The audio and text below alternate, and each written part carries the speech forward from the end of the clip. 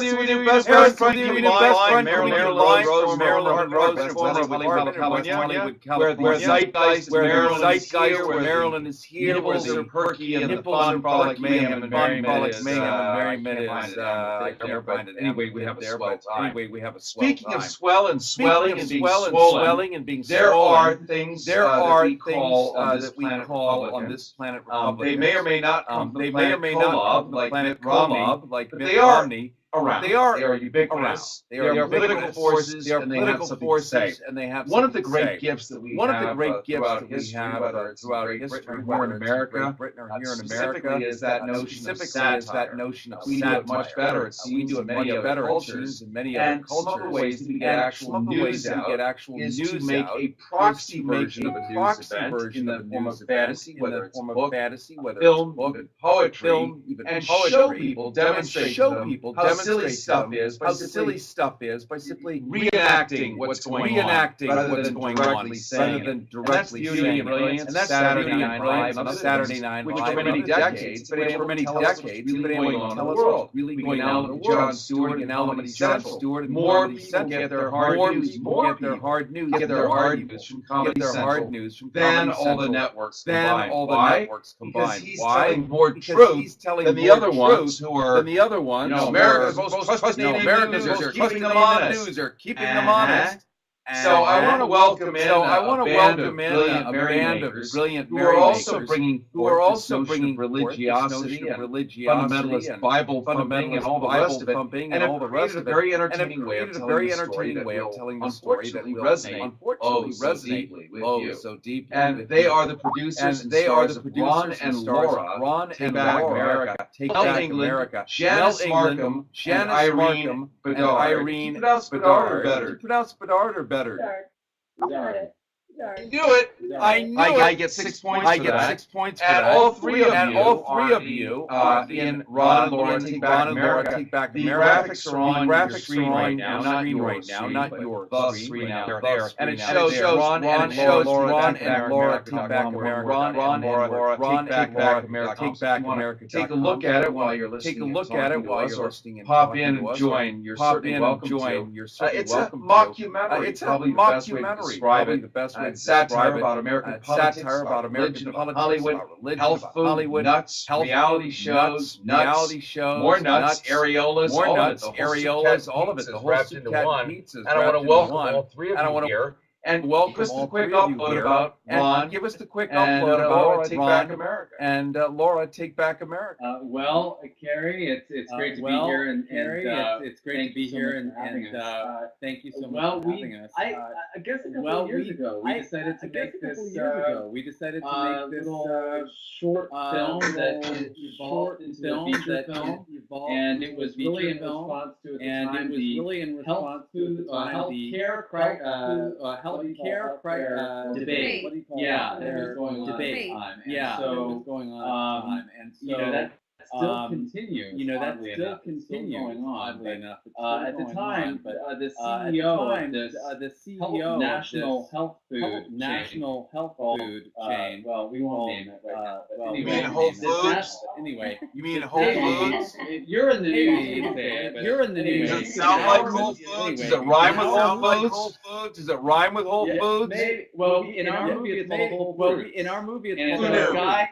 And so the guy who runs Whole Foods, basically wrote this op-ed in the decrying healthcare reform. So all these liberal people got mad at them, and so they got mad at them, and so it was very funny. So Janice called me up because she wanted to make this video about all these conservatives who were going to this health food store and staging what they called boycott the health food store, but it was very funny to us because basically, like, why would these conservative people that have never been to a health food store go shopping at a health food store? My original concept was, it would be maybe a 3 or 4 minute, it would be maybe a 3 or 4 minute. Play my husband. I said, hey Mel, would you play my husband? Why would be from Bakersfield, miles, whatever it is, 120 miles, whatever it is, and buy an $8 rutabaga, from guy who doesn't want to have have it. Doesn't want to have any health. And there were some really crazy statements. You know, eat healthy. You won't. Eat healthy. You won't need health care, and you know. Yes, and let me jump in because that's exactly right, and I think people need to get the plot of the play here. You're running a health food store, and you're telling people you won't need health care. You won't need the freedom to be allowed to have the choice to actually have health care. If you shop at my goddamn store and eat my marked up food, you'll be fine. So what he's doing is he's telling you that you need to live in a compressed world with a limited range of motion, shop only at his store, make him a multi-hundred, multi-billionaire if possible, and therefore you'll be healthy for being poor. It's fucking brilliant. I love it. It's the American way. And people who are maybe living in, middle class, lower class, whatever, are supporting basically what you just said, this millionaire's diatribe and his idea of a perfect world for him. So, it was interesting. So I was in my own interview show, which is not mockumentary style. We were researching healthcare reform, and so this sort of came up. Mel jumped on it, and that's how our little 3-minute YouTube grew, and the family grew. The son came into play. Mother Grozzle came into play, and it was at this point actually that Irene came into the picture. Because we had this idea that, okay, what would the mother's issues be? Right. And so there was this, so basically it went from being about that particular debate into sort of a larger picture of who are these conservative people and who are the liberal people that are fighting them. And, I think we try to be equal opportunity offenders, but still deal with the political issues of the movie. So it's been an interesting push and pull in terms of trying to deal with the reality of the debate. I think the thing that we found out was that the American family, as portrayed by Ron and Laura, is at war with itself because of all of these political issues. And in a way, somebody's winning because they are, as they say, voting against their own self-interest, dividing and conquering. So you have the mother, I'm going to jump in. I'm just going to jump in I just need to jump in for a second because people are just joining us right now, and I just want to reintroduce who you are. There's some people who might hear this only as audio, and we want to know who the sparky and smart guests are. We're talking right now with Mel England. He starred in a movie called Little Big Top. I happened to be at the premiere about a year and a half ago here in Los Angeles. Big highlights, and is soon going to be alongside Sally Kirkland, Oscar-nominated Sally Kirkland in Love Anonymous. Janice Markham, you've seen in Jigsaw, as well as off-Broadway hits like The Boy-Chick Affair and Grandma Sylvia's Funeral. Plus, Irene Bedard was the voice and likeness of Disney's Pocahontas. Nominated for Best Actress at the Golden Globes for Lakota Woman was in Steven Spielberg's Into the West, and Tree of Life with Brad Pitt. And how was that tree? And back.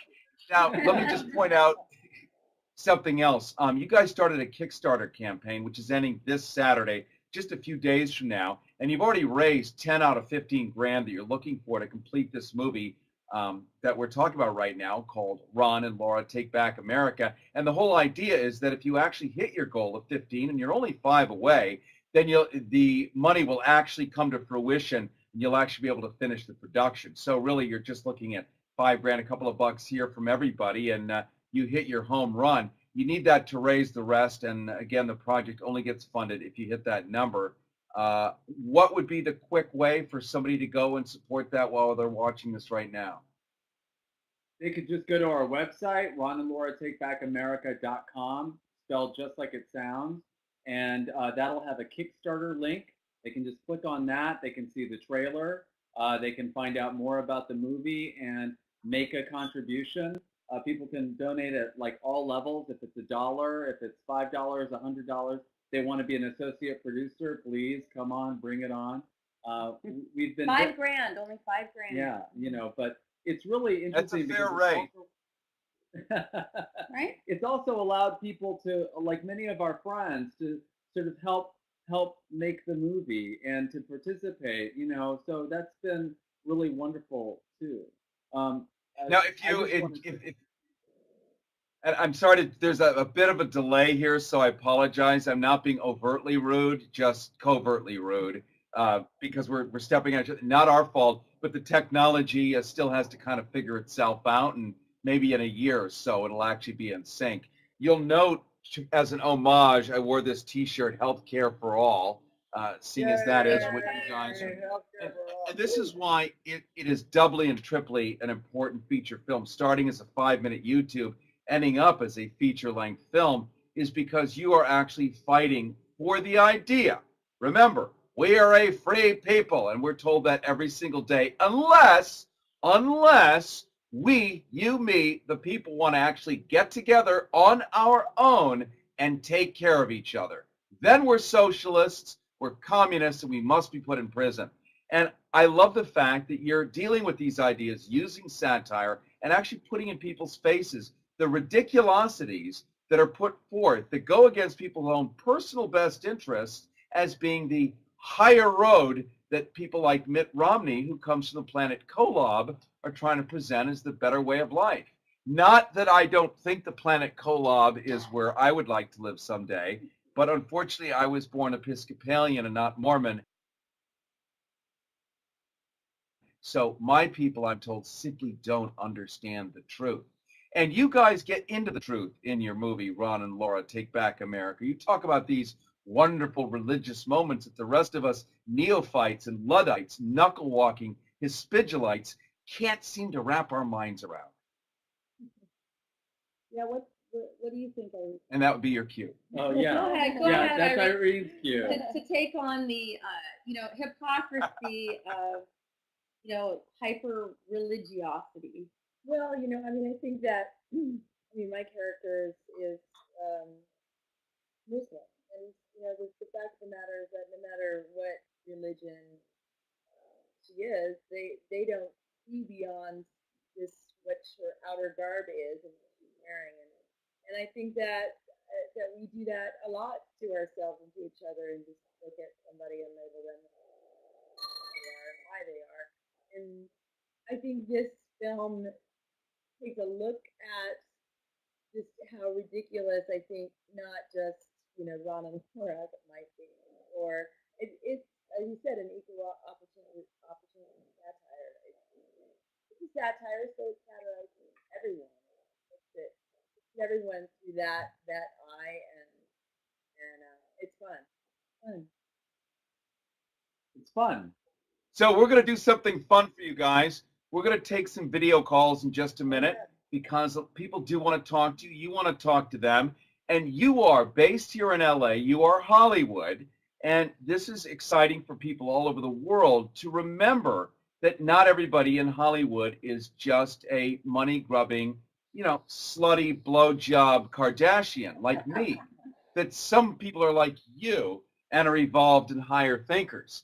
And so to be able to bond with you guys who are actually trying to be the solution and not perpetuate the problem, this is really exciting. And this is happening right in America's second largest market, Los Angeles. You're putting out for everyone to see the truth, the satire, having fun, a few yucks, and pissing off the Republican that owns Whole Fruits, as you put it.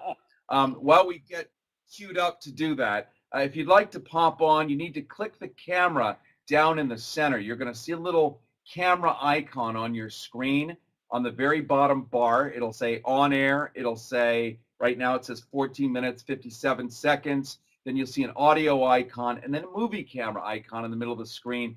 Click that and you'll pop on with us and you'll be able to say hi to these three actors. I'm going to remind you who they are if you're just joining us. Mel England has starred in Little Big Top, Highlights, and is soon going to be alongside Oscar nominee Sally Kirkland in Love Anonymous. Irene Bedard, the voice and likeness of Disney's Pocahontas. Woohoo! Nominated for, and that was a sexy, sexy cartoon, I must say. Nominated for Best Actress at the Golden Globes for Lakota Woman, and was in Steven Spielberg's Into the West and Tree of Life with Brad Pitt.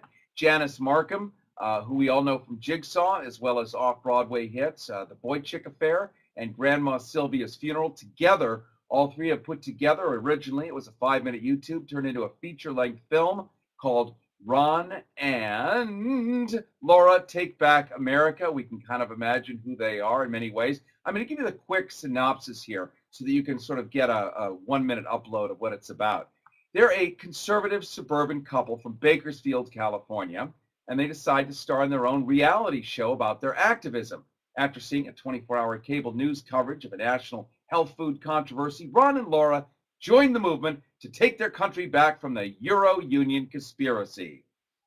Boy, Jesse Ventura is sitting there rattling his cage right now. But when they run into their son Brian with a mysterious new friend at a demonstration, wink, wink, slurp, slurp, I threw that in myself, the culture wars land right in their own backyard. Ron and Laura determined to save their son and their country at the same time, all the while running into the real suburban housewives of Bakersfield.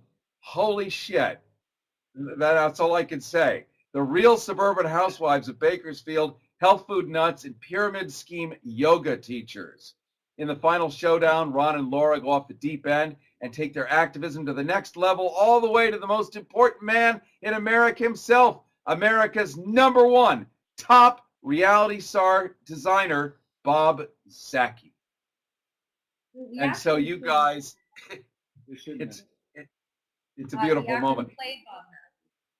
Yes. Now we're talking Jim J. Bullock. That's right.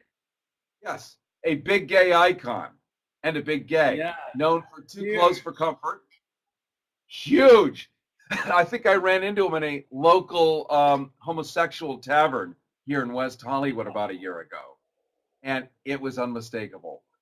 He is one of the first openly gay HIV-positive actors ever, also known for his stint in the Center Square and Hollywood Squares, currently touring in the role of Edna in Hairspray. So you guys have really so many wonderfully well-known brands, and I always think it's a great act of courage when an actor who does have skin in the game and something potentially to lose through blowback shows up on behalf of the other humans and takes that kind of good citizenship risk. And for that, it's so much easier to back you, I think.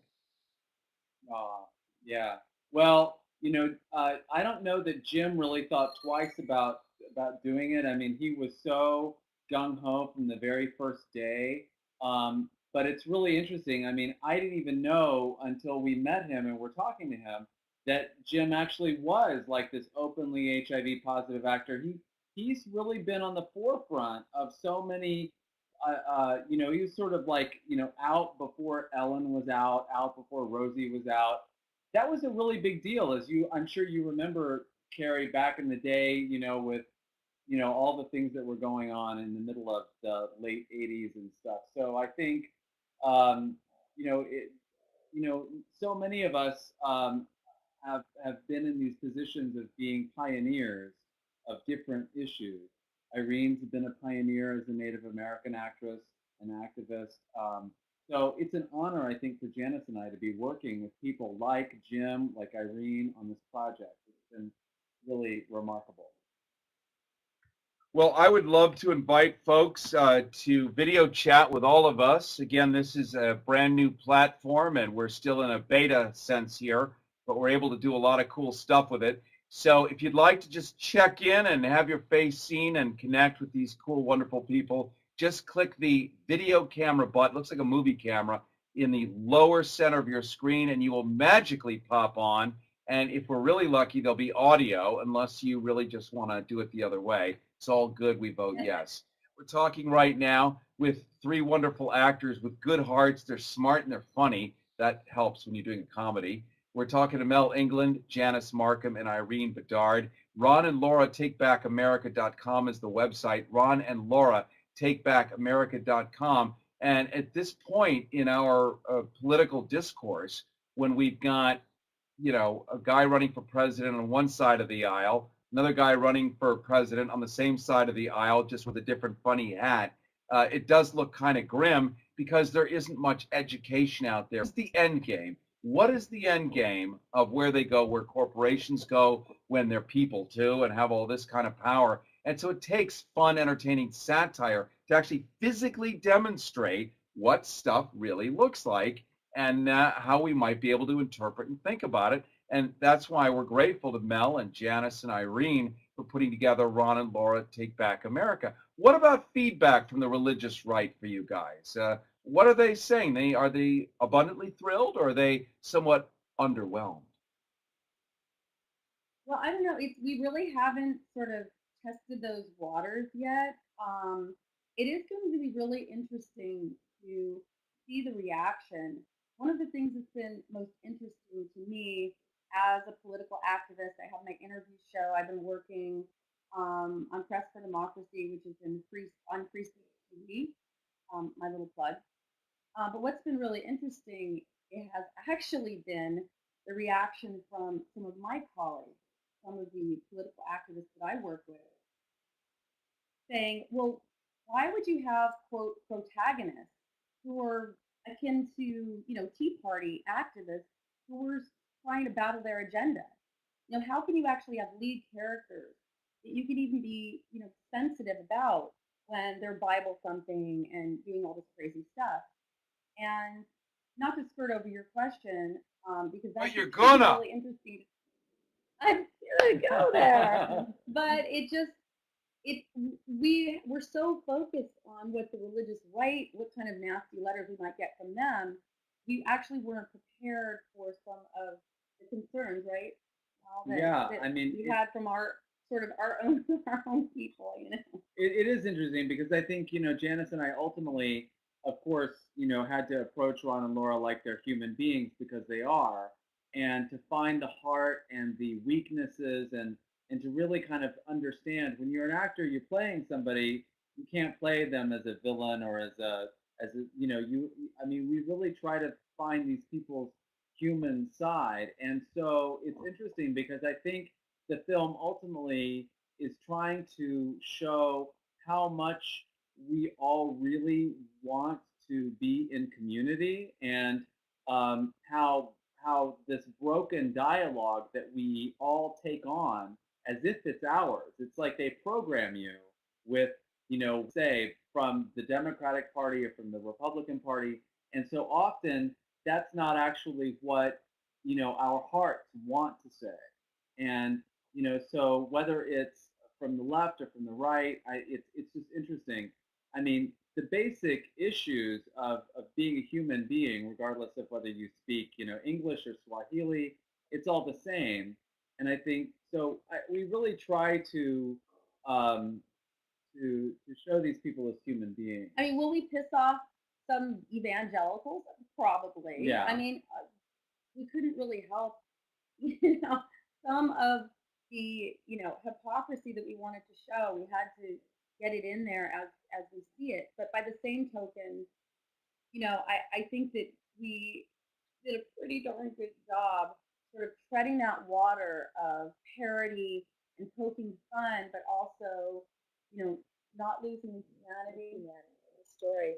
But I mean, one of the things too about it is that we discuss this, about how, well, we're wondering if is it too over the top. Hey, let me just ask an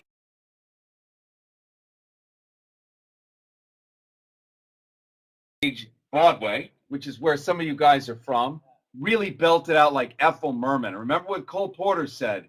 She may not be a good singer, but you can hear her in the back of the theater. Well, basically what I was saying was yes, that we had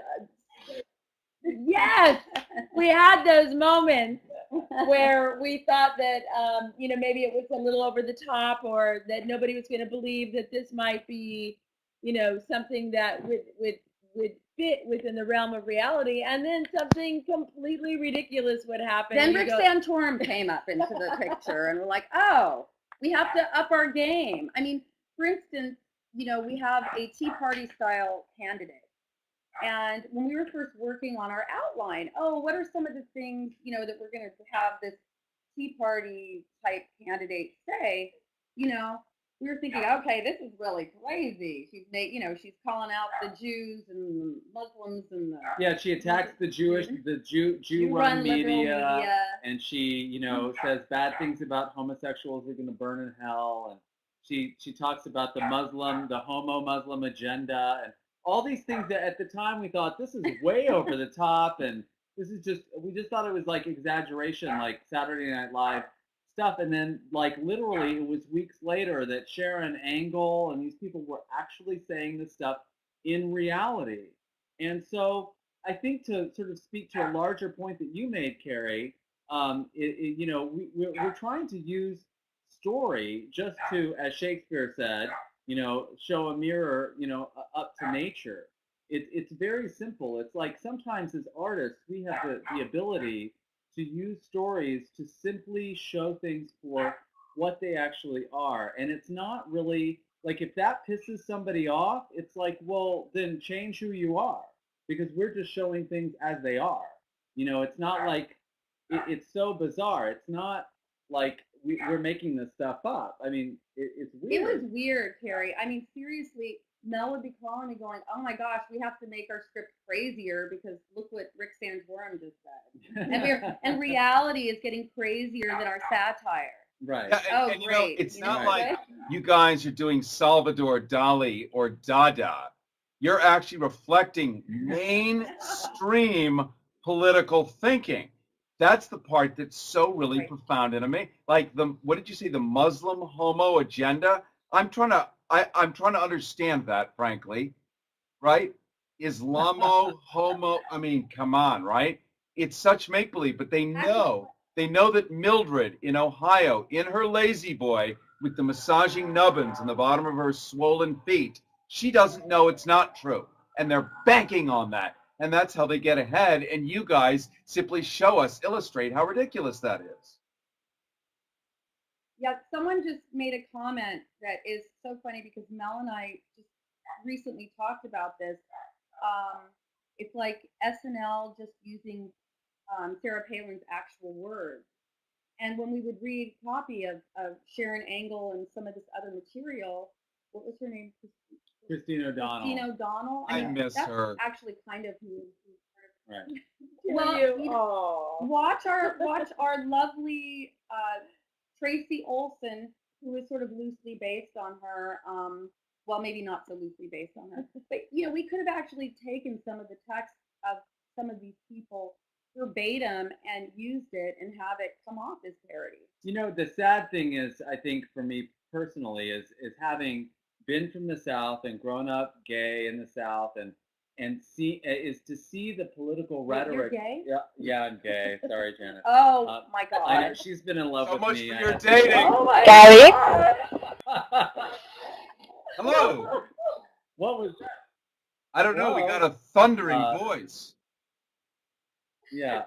Anyway, so but it's been like growing up gay in the South, and there's this thing where like I'm finally realizing like all of this not only political rhetoric that's used against gay people, but the religious rhetoric that I've listened to all my life, and it's at a certain point it's like, you know what? Enough is enough. Like, my life is not a battleground anymore. I know, Irene, that's probably language you can identify with being a Native American activist. I mean, the idea that your life, your body is turned into a battleground. Well, let me throw this in just to recapture who we're talking to for people just joining us.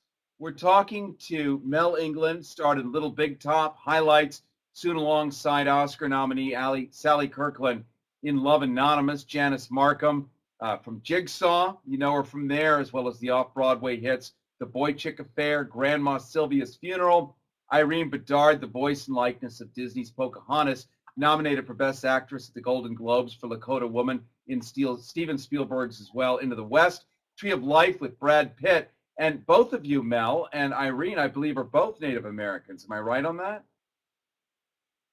I am. Yeah. Irene is identified more. I mean, we've all known Irene, but I'm Navajo on my mother's side, and years ago I did a show with you talking about that. But I am Navajo on my mom's side. everybody thinks of me as the white guy, so I just whatever. And I'm a Russian Jew. Janice is our Russian Jew. Well, look, but we're tweaking the video side of this. We've got people queued up to try to jump in, but we're not able to see their video right now. We heard a burst of a voice a second ago, hoping that gets tangled out, and it's looking like it could potentially solve itself. In the meantime, what is the lesson you've learned? Often, as Nietzsche said, when we chase the dragon, sooner or later we become it. That's if you have no off switch on this stuff. But as an artist, you have to actually become the thing to be able to really mimic it, imitate it, understand it, describe it well. What have you learned about why politicians, why, say, the owner of Whole Fruits or Whole Foods, as it might really be, why are these guys doing what they do? Surely they can't believe the made-up nonsense because it's quite clearly made up. What are they hoping to get out of Earth by doing all this crap? I would say probably primarily money and power. Yeah, power and control. Yeah. I mean, there's a reason that we have the laws, the way that we do. There are no minimum wage workers in Congress, for example. There are no poor people running huge multi-conglomerate businesses. Therefore, the people that run the show, big business, our government, it's really not representational. And when you have, the media representing, the lies that are going out, I mean, you're sure, single payer. How many people during the healthcare debate, going to pick, okay, knew what single payer healthcare was? I didn't until I started doing research for, a show and interviewing people from League of Women Voters and all these people that I deal with now. But the message didn't go out. It didn't go out. Big business cut it short due to, as Irene said, greed, power, and money. That's my answer, and Carrie. Would you say, let's take a look at Newt Gingrich for just 1 second, who dropped out today, okay? And he is a perfect example. I know. Perfect example of the kind of guy that we see throughout your now feature-length film, which you took from a 5-minute YouTube video called Ron and Laura Take Back America. Ron and Laura Take Back America.com, one word. Ron and Laura Take Back America. Newt Gingrich, here's a guy who has 3 wives, is all about, he's suddenly Catholic now, right? I mean, he's tried all the other religions, got bounced out. He's a slob and a gutter snipe and against women, against this and that. And I was talking to a very smart psychotherapist because I love to get their take on what motivation is too. And she said, look at him. You think the girls ever liked him? You think he was ever hot? He was never the jock. He was a flesh-putting asshole. And so he's going to get back at everyone else. He's going to punish everybody by making their life so small that his life is big in comparison. And so there's the inverse of power too. There's the disempowering of the other so that you can have more power. You may not really have real power, but if other people have less power than you, by default, you end up getting more power. It's profoundly sinister. Well, to dovetail on that, Carrie, I think that there's another element of it, which is that and this is something that I think discovered in a way from playing Ron, which is that I really think that people believe that that in their hearts, like, this would be the best thing for everybody if they just did it there, so that the hearts aren't necessarily always in the bad. Like, it's not like everybody's like a Disney villain. It's sometimes that they really believe that this would be the best thing if everybody just did this. And so there's this kind of like misappropriated benevolence that gets turned into like this twisted, political, rhetoric. Homophobia could be anything. I mean, yeah, it's Ron and Laura actually are like want their son to be happy. Yeah. And so when they find out that he's gay, they try to get him to go to an ex-gay group because they're really convinced that that this would be the best thing for him because they love him, and that love is genuine. It's just that it's motivated by fear. It's motivated by that, and they're afraid. That's what I think Mel and I, and even our conversation, right, with Irene, her character plays what is it, character, the person who runs. She runs a retirement. The director. Thank you. Of the retirement home that we're trying to get. Well, my character Laura is trying to get Mel's crazy, dementia, foggy, crazy mother into this home, and there's issues with their insurance not covering it, and all of this crazy stuff. And we see, Ron's reaction to a Muslim, basically that, and everything they come in contact with, whether it's gay people, liberal media, whatever it is, that undocumented workers, are illegal aliens. It's fear-based. It is fear-based. Fear. It's all fear. And that's interesting. It reminded me a lot of, back in the day, I guess, we all have to be old, cop to being old enough to remember this, but there was a period where, oh gosh, who was the guy that played Patton? I can't remember. George C. Scott. George C. Scott. And so he played this. There was another movie he did where his daughter gets raped, and it's like this whole movie about I think she was raped by a black man or something. It's just this whole movie about this like aging white guy, sort of dinosaur, who's afraid of this like his worst nightmare is that his daughter could get raped by a black man, and it's just. There's this whole, mindset, and I think I was really surprised when we first started working on this that I thought that we retired a lot of this stuff like 20 or 30 years ago with All in the Family, and it's like this is like All in the Family too, and in fact that's kind of how we kept thinking about it. It's like we were doing All in the Family because it's just basically this afraid little, very middle class, very unremarkable kind of couple that are trying to deal with these macro issues by applying these talking points that they get off of Fox News. Right, but what's really interesting about it all, we can talk about certain individuals that will always vote for a Republican as long as that person is anti gay marriage, that's their big issue. But the interesting thing is I remember an interview with Dick Cheney, and this always stayed in sorry. And we was this before or after his new heart? This was way before, and as much as talking about fear, I am very scared of Dick Cheney. However, the interesting thing was he was talking about gay marriage with this interviewer and saying that he supported the president. He's not, he can't be pro-gay marriage. Okay. But in supporting the president, he couldn't say that he was anti-gay marriage, basically. He was in his awkward way, in his not being able to say it way, saying that he has a gay daughter. Yeah. He cannot. So you know what? It's not that he's got a moment, a glimmer of nobility. He's a whore.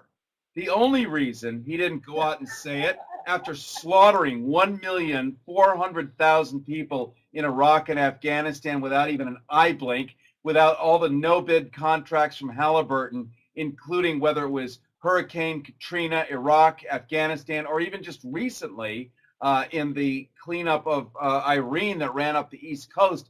This bastard, of course, his daughter is going to kick his ass. And you'll remember famously on the front page of the New York Times when she had the baby, Dick Cheney held the baby in the New York Times. She was not in the picture anywhere. It's Gramps holding the grandchild. And that was the ultimate and quintessence of assholery. Now, that said, what happens when you guys... You're right. When you guys hit your $15,000 goal, and I want to be sensitive to the fact that there's a call to action here. You guys have made this wonderful satire, this mockumentary, starting from a 5-minute YouTube video into a feature-length film. You've got something cooking on Kickstarter campaign, which if we go to your website, which is ronandlauratakebackAmerica.com, ronandlauratakebackAmerica.com, you do have a donate button. And you've already raised 10 out of the 15. You've got half a week to go. What happens when you hit the magic 15 number? What's the next thing?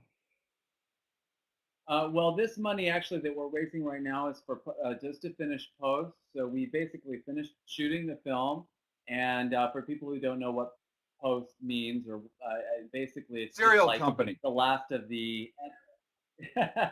Yeah, exactly. No, it's just to finish editing and sound and color, like basic technical stuff, and so that we can get it submitted to some festivals. We've got literally a couple of weeks to get it into this one to our first festival. So this campaign is actually really critical for us to make it, because we want to get this film and the subject matter out for election season. We think it's really important that it be out there. You know, again, it's sort of like it's an opportunity for us to have a dialogue about these issues in a different way than what's just being, like, you know, run on the, you know, point counterpoint, you know, mainstream media machine. To combat the next set of Dick Cheneys to potentially. Oh, by the way, I just had my own personal comment about Dick Cheney. I sort of have my own private Dick Cheney confession, but actually, he's in love with Dick Cheney. I actually think Dick Cheney, if you take the glasses off, he's kind of hot. And so I just want to personally say. You know why you said that? No. I just want to say this to Dick Cheney. Wait, this is important. Wait, Carrie, I have to tell you something. Listen, this is actually really important distinction. No, okay, I will. No, seriously. If you look at Ron, wait, can I just call him? If you look at Ron in the movie, watch the trailer, because Mel did sort of base. Can I say this? Yeah. Mel did sort of base his character on kind of a young Dick Cheney, and it's hot. It's really hot. It is not hot. It is not hot. It is something else. But when we have friends on the set, I mean, people who know Mel and have known him for years, Victoria, who plays the moderator at the Gay and Lesbian Sensitive Support Group, she was scared. She did not want to really be around Mel. I think it was a little bit of the young Dick Cheney. She was scared because she was turned on by the hotness. That was not true. No. Well, let me reset as we come to the close of this, and I just want to reintroduce who you guys are, because it's only fair for the other kids. We're talking to Mel England, starred in Little Big Top, a movie that premiered here in Los Angeles about a little over a year ago. Highlights, another film, soon alongside Oscar nominee Sally Kirkland in Love Anonymous. Also Janice Markham, who's sitting in the middle. You've seen her in Jigsaw, as well as off-Broadway hits, The Boy Chick Affair and Grandma Sylvia's Funeral. Next to her, Irene Bedard, the voice and likeness of Disney's Pocahontas, nominated for Best Actress at the Golden Globes for Lakota Woman, was in Steven Spielberg's Into the West and in Tree of Life with Brad Pitt. And I also want to throw out, there's a couple of other wonderful cameos in here. This is why donating and supporting this project is actually going to get it through, get it into the film festivals, and get the message out, which we invite you to comment on through your video calls here on our Harrison's Hangout via Spreecast, and help chime in and offer some more fun and mirth. It also has co-star Jim J. Bullock, a big icon. We all remember him from Too Close to Comfort, that is if we are over the age of 70. One of the first openly gay and HIV-positive actors ever, also known for his stint in the Center Square on Hollywood Squares. I think he was above or Bruce Vilanch adjacent. Do I remember that right? No, actually. Probably. Well, no, Bruce Vilanch, who, oddly enough, we were also like, it was so weird. Bruce and Jim J. Bullock, we were both considering both of them for the same role, but it was so funny because I know Bruce Vilanch was on your show not so long ago. And but yeah. I think that Bruce was in the Center Square for some seasons, and then Jim J. Bullock was there for another. So I think they were sort of the Paul Lynde, like, fill in the blank gay in the Center Square spot. Plus, you also have a cameo in the film by daytime Emmy Award-winning actress Judy Evans, Days of Our Lives, right? Hey. I mean, who doesn't know that? Or Gays of Our Lives, right? She loves the gays. We love her. We love Yeah, you, Judy. she actually, if we were to show all the outtakes, I just want to say, if we were to show all the outtakes from that scene that we did with Jim J. Bullock and Judy Evans, we'd be talking like X-rated. No. I mean, it was pretty. She was so much fun, but they were just they went over the top. They were great. Let me throw out a quick techie thing. For those of you watching who would like to join in, we invite you to do so. If you haven't used this service before, and by the way, this is an adjunct broadcast to our regular Pacifica radio broadcasts on KPFK 90.7 in Los Angeles, 98.7 FM in Santa Barbara, 93.7 in San Diego, 99.5 in Central California, and the Progressive Radio Network. Well, I will be on live tomorrow from 2 to 3 Pacific. That's 5 to 6 Eastern. And you can go to progressive or prn.fm or progressiveradionetwork.com or goharrison.com, goharrison.com, and you'll hear the show there as well.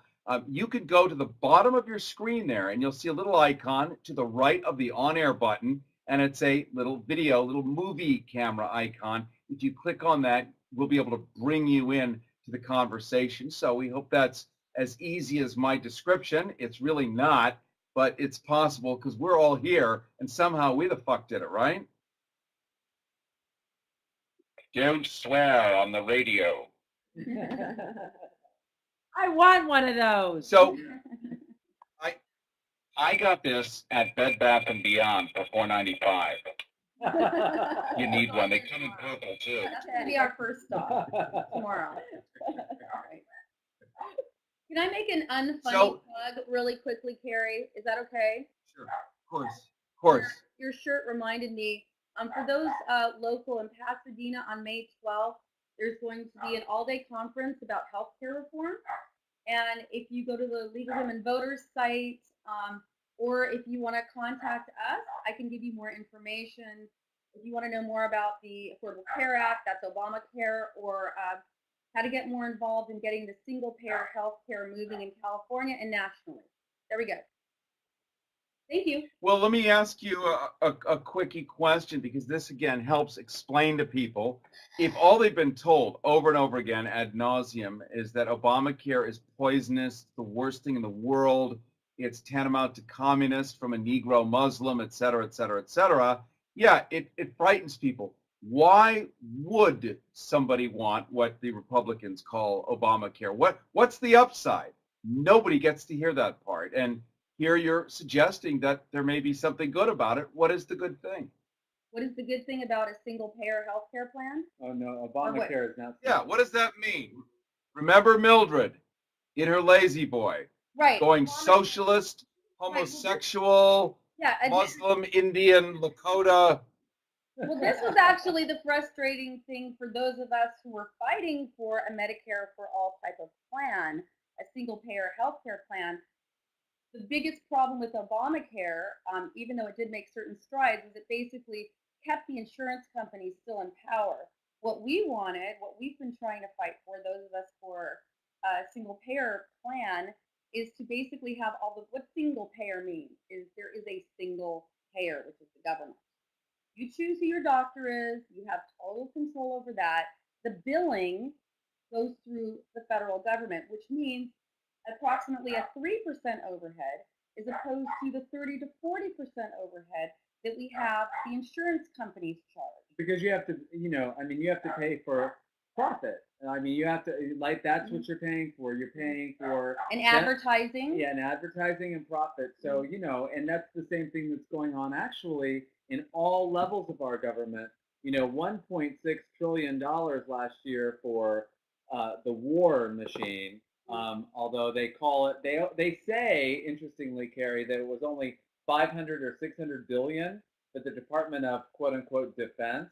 But actually, then if you add on the Department of Veteran Affairs, which you wouldn't need veterans if you didn't have war. I'm not against that. I think we should definitely pay the veterans and support the veterans. I'm just saying, like, you wouldn't need the veterans if we didn't have war.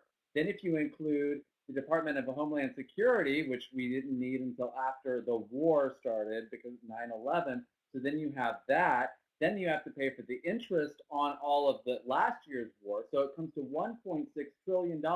And guess what? A lot of that is going to private companies in the Pentagon. It's not actually even the government, it's like private companies. So when you have private companies, what is happening? Profit. So we actually pay all this tax money to pay for people's profit. You know what I ask people, Carrie? This is interesting. I had a very interesting conversation with a relative who is very Republican, very right-wing, and I asked him a simple question. Does it make sense to have a healthcare program whose success is based on not providing care to people? It's a very simple concept. For these insurance companies to be successful, American dream, they are to not provide care. And that means that people in this country, if we have a profit-driven healthcare system, will not get the care that they need. I actually was, for one summer, when I was in college, I went back home to Texas and I had a job as an insurance claims processor for a big healthcare company, insurance company. And your job was to just basically process the claims as fast as possible. And if anything, the computer spat it out with the diagnosis code, with the procedure code, with anything, maybe the doctor had some shady past, whatever, anything, it would spit it out. And before you thought, well, maybe I made a typo, you just went on to the next one. So your whole job was just to get through as many as possible. Then that would force the people to resubmit the claim. And then they'd have to resubmit it, and then you could reject it again. Then it would have to go to the doctor or the nurse or whatever.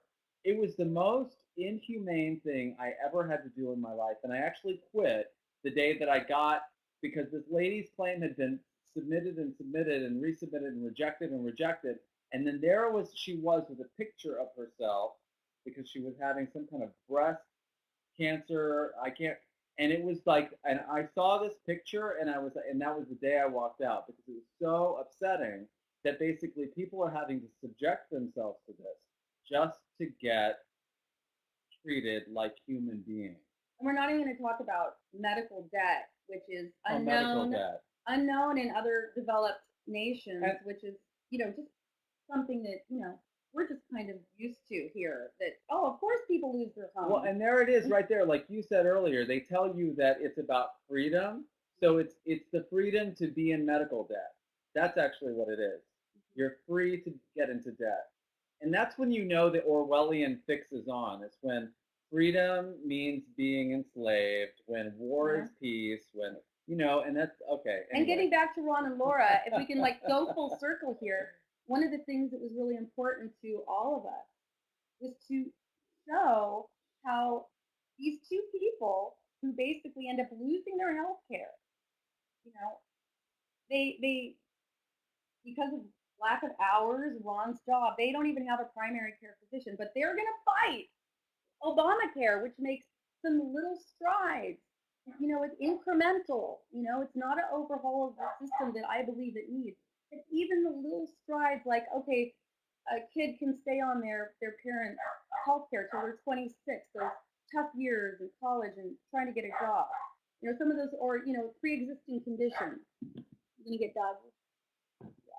Yeah. We have a dog. Let me dog barking. One of the ways that I like to look at the way the system is set up here, just to make it really easy to understand.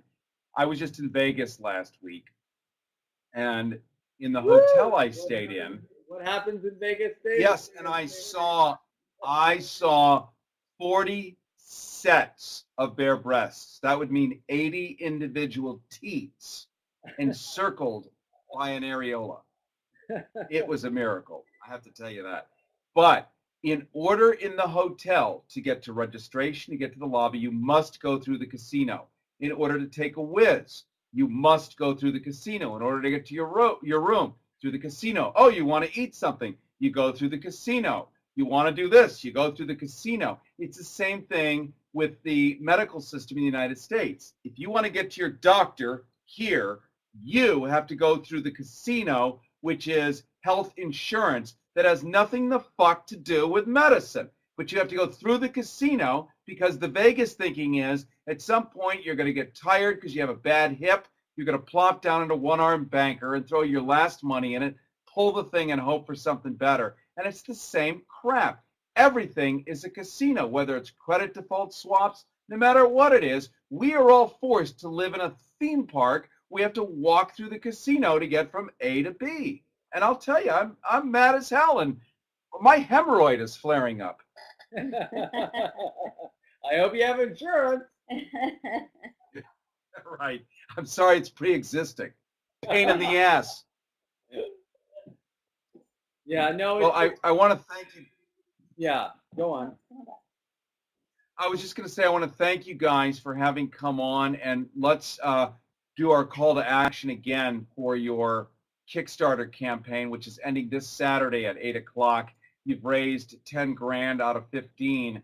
It's huge, which means that a lot of people really get and have been amused and enchanted and delighted and thrilled and laughing their asses off at your satire, this original 5-minute YouTube video now turning into a feature-length film. So that means 75, 80% of people love this thing. They've thrown money in it. All you're trying to raise total is 15 grand. So you can finish production. The thing has been shot, but you have to edit a movie, just like you have to edit a book before you publish it, or edit a recipe before it's finalized and you actually cook the thing. Same kind of idea. And all you need is another 5 grand. People can go to your website, Ron and Laura, takebackamerica.com. Ron and Laura, takebackamerica.com. There is a donate here button, and can throw in the last couple of bucks. And once you hit that goal, you're actually going to get the money to finish this film. There are film festivals. We had a lady on yesterday, and I forget the name of the film festival. It's in Santa Monica. It's the 3rd annual. It's a nice big deal. There's the Artivist Film Festival. There's a bunch of others. We'd be really happy to get you in front of those people's eyes and move you along. And I know what you're asking for is simple $1, $5, $10, $100, $1,000, $500,000, several $1 million donations, or 8 cents. It's all good, and it all helps motivate this thing. And they can, again, go to your website, Ron and Laura at takebackamerica.com. And to wrap this thing up, it's ringing. what's it might the be ultimate? Someone's gonna pledge some money right now. Wait, let me just. Janice says to go answer the phone. But thank you so much, Carrie. Thank you. It's been so great to be here with you. And I do want to say one thing real fast, which is that if anybody, because I know we saw that a lot of people were trying to get through while we were on, and if anybody wants to talk to us, they can contact us through the website at or email us at info@ronandlauratakebackamerica.com. And Yeah, we'd love to hear from you. And if you're on Facebook, friend us. Friend us on Facebook. Let me jumping back quickly to healthcare, because I'm wearing my homage T-shirt for you guys. I'm trying to put together a plan with Kaiser and some others, a 99% plan for the 99%. $99, you get a doctor, you get medicine, you get all that shit for $99. The key is arm wrestling to the ground to find out what their threshold of how much access you're going to get. But so far, we've got a really motivating idea. And it occurred to me, Mel, you're Navajo, and Irene, you're... Inupiaq and what kind? Inupiaq and Cree. Inupiaq and Cree, which means maybe the thing to do is to do it through you guys, so that there's a disconnect with the white man, forked tongue, gringo crap, and you guys can have casino. Actually, Carrie, that's really interesting that you mentioned that, because Irene's been working with a foundation back in Alaska that is a sort of a model for a way to do healthcare. South Central Foundation and the Alaska Native Medical Center up in the state of Alaska actually have had our legislators come through, Secretary Sebelius, Obama, and Obama's people up through Muslim. No. as a model for how healthcare can exist and should and does exist. There's actually a tribal medicine right wing. That was the first place that Irene took me when I was actually up in Alaska. We were working on another project together, the Winter Bear, and seeing that sign above my head, tribal medicine, and speaking to some of the women who work there, it was pretty overwhelming. It was really inspiring, actually, to know that, oh, well, this is, in existence here. It would be great to bring some of that down to the lower 48, as they call it. But even just the way, because Irene and I were talking about it more extensively, but it was like this, the model of the way the treatment is conducted, administered. It's the physical, mental, emotional, and spiritual well-being of the entire human being. Just looking at a person. Well, let's do this. Let's talk off air, and Mel in the next couple of days, and Irene and Janice. This is not in any way snipping you out, not even for a second. But I don't believe you're probably more like me, maybe from the European tone. But let's see what we could do to get a little upper edge with the big corporations, because speaking of Dick Cheney, we know that one of the biggest moves he did was they went to an Inuit, I believe, in Alaska, and had Halliburton give the Inuit 10 grand to be able to use his name to be able to build a series of hotel chains as an Inuit. So Halliburton is an Inuit, and they were able to bypass all kinds of laws and taxes. So I think maybe we get to help people by helping people. And I say we help people in the special way that will really upset the people who are not being helped by us helping ourselves. Let's help people. By helping people. People who need people are the luckiest people. Okay, I'm sorry, it was the gay gene. Sorry. Yes, it was. And Streisand may be watching. Expect a lawyer's call in a minute. All right, you guys, I want to thank you so much. We'll be in touch the next couple of days, Mel, and we'll cook up a really hellacious plan. We also have a great bullhorn to publicize the shit out of this. And there are going to be lots of thousands of people who really need medical care. And maybe we'll be able to, with your help in the Native American world, help me. Okay. Whoa, shit.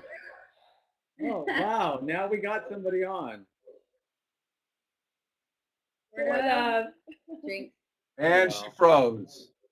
Yes, she did. My very first place in Los Angeles was a little place that Marilyn Monroe lived in when she was still Norma Jean. Just what I would say. Really? Yes. When she lived here, she would walk down the sidewalk, and I'm not going to say exactly where we are, but she would walk down the sidewalk to the Lee Strasberg Theater and do her acting lessons, and then come back with the notorious Mrs. Strasberg and rub their naughty bits or whatever they did for a couple of years. And then Marilyn would also trundle up the sidewalk. There's a big ancient building, 1920s era, up on the corner where JFK kept an apartment. And he would come driving in his black limo, and it would park underground. Nobody would see him. She would skitter up the sidewalk and then come back the next morning crawling with torn fabric and bruised genitalia. And this was her life. And now I live here. That's wonderful. Yay! Well, now, Carrie, when I think of bruised genitalia, I'll think of you. Most people do. All right. Thank you guys so much. We will be in touch. This was such a treat. Really, normally we have people on for like 10 minutes, but I think we're an hour and 10. So, as they used to say at the phone company, please make a note of it. Hi, Billy. Thank you, Carrie. Bye. Thank you. Bye, everybody. Thank Billy. Thank Billy. Thank you, Billy is. Thank you. I deal with the political issues of the movie. So it's been an interesting push and pull in terms of trying to deal with the reality of the debate. I think the thing that we found out was that the American family, as portrayed by Ron and Laura, is at war with itself because of all of these political issues. And in a way, somebody's winning because they are, as they say, voting against their own self-interest, dividing and conquering. So you have the mother, like Ron and Laura. I'm just going to jump in for I just need to jump in for a second. Because people are just joining us right now, and I just want to reintroduce who you are. There's some people who might hear this only as audio, and we want to know who the sparky and smart guests are. We're talking right now with Mel England. He starred in a movie called Little Big Top. I happened to be at the premiere about a year and a half ago here in Los Angeles.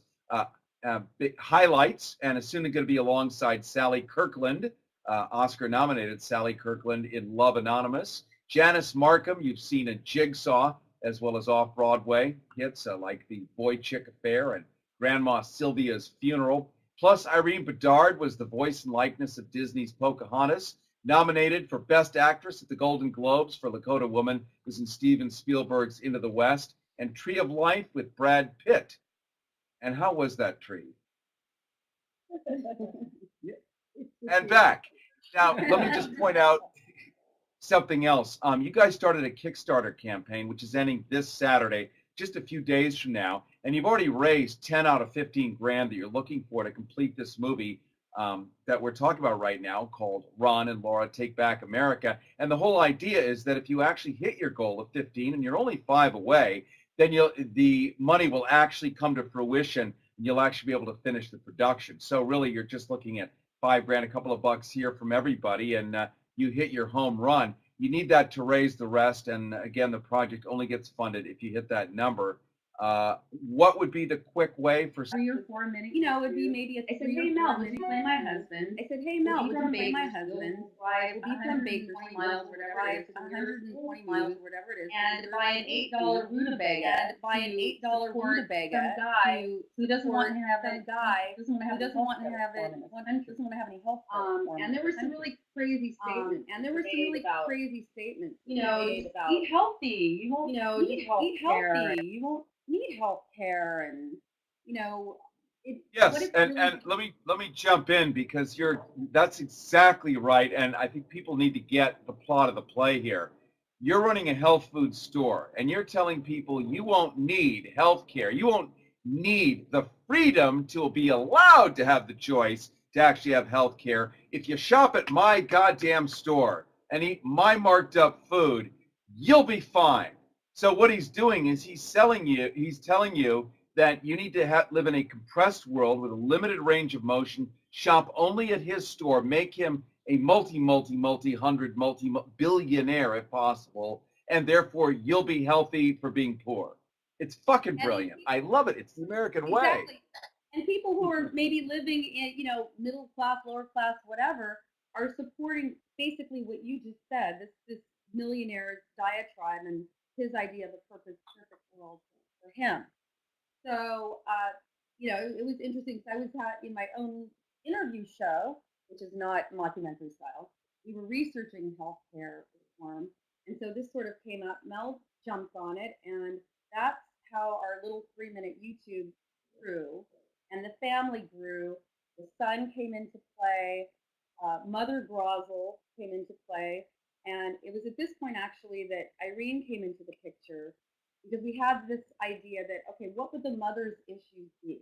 Right. And so there was this, so basically it went from being about that particular debate into sort of a larger picture of who are these conservative people and who are the liberal people that are fighting them. And you know, I think we try to be equal opportunity offenders, but still like there. And it shows Ron and Laura Take Back America. Take a look at it while you're listening.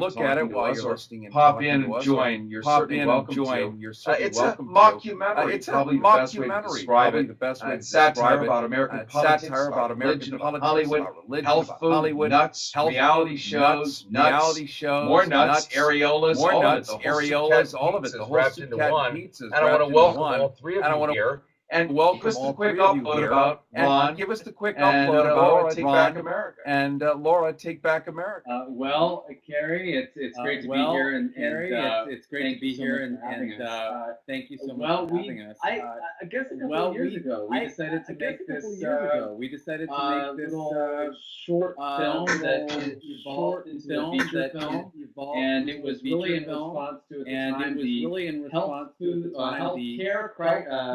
healthcare debate. What do you call that was going on at the time. That was going on at the time, and so that still continues. That still continues. Going on, oddly enough, at the time, the CEO of this National Health Food chain. Well, we won't name it right now. But you mean Whole Foods? You mean Whole Foods? You're in the news. You're in the news. Does it sound like Whole Foods? Does it rhyme with Whole Foods? Does it rhyme with Whole Foods? Well, in our movie, it's called Whole Foods. Who knew? And so the guy who runs Whole Foods, basically wrote this op-ed in the decrying healthcare reform. So all these liberal people got mad at them, and so they got mad at them, and so it was very funny. So Janice called me up because she wanted to make this video about all these conservatives who were going to this health food store and staging what they called boycott the health food store, but it was very funny to us because basically, like, why would these conservative people that have never been to a health food store go shopping at a health food store? My original concept was my original would be maybe somebody to go and support that while they're watching this right now. They could just go to our website, ronandlauratakebackAmerica.com, spelled just like it sounds, and that'll have a Kickstarter link. They can just click on that. They can see the trailer. They can find out more about the movie and make a contribution. People can donate at like all levels. If it's $1, if it's $5, $100, they want to be an associate producer, please come on, bring it on. We've been $5 grand, only $5 grand. Yeah, but it's really interesting. That's a fair rate. Right? It's also allowed people to, like many of our friends, to sort of help make the movie and to participate, so that's been really wonderful too. Now, and I'm sorry, there's a bit of a delay here, so I apologize. I'm not being overtly rude, just covertly rude, because we're stepping on each other. Not our fault, but the technology still has to kind of figure itself out, and maybe in a year or so it'll actually be in sync. You'll note, as an homage, I wore this T-shirt, "Healthcare for All," seeing as that is what you guys are. And this is why it is doubly and triply an important feature film, starting as a 5-minute YouTube, ending up as a feature-length film, is because you are actually fighting for the idea.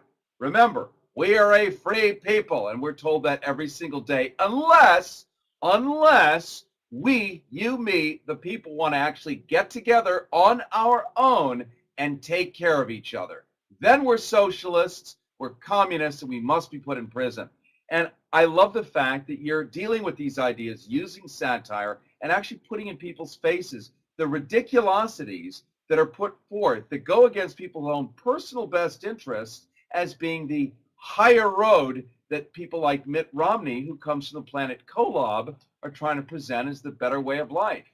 Not that I don't think the planet Kolob is where I would like to live someday, but unfortunately I was born Episcopalian and not Mormon. So my people, I'm told, simply best friend, Marilyn Rose, where zeitgeist, where Marilyn is here, where the perky and the fun, frolic mayhem and merriment is. Anyway, we have a swell time. Speaking of swell and swelling and being swollen, there are things that we call on this planet Republicans. They may or may not come from the planet Kolob, like Mitt Romney, but they are around. They are ubiquitous. They are political forces. They are political forces, and they have. One of the great gifts that we have throughout history, whether it's Britain or here in America, specifically is that notion of satire.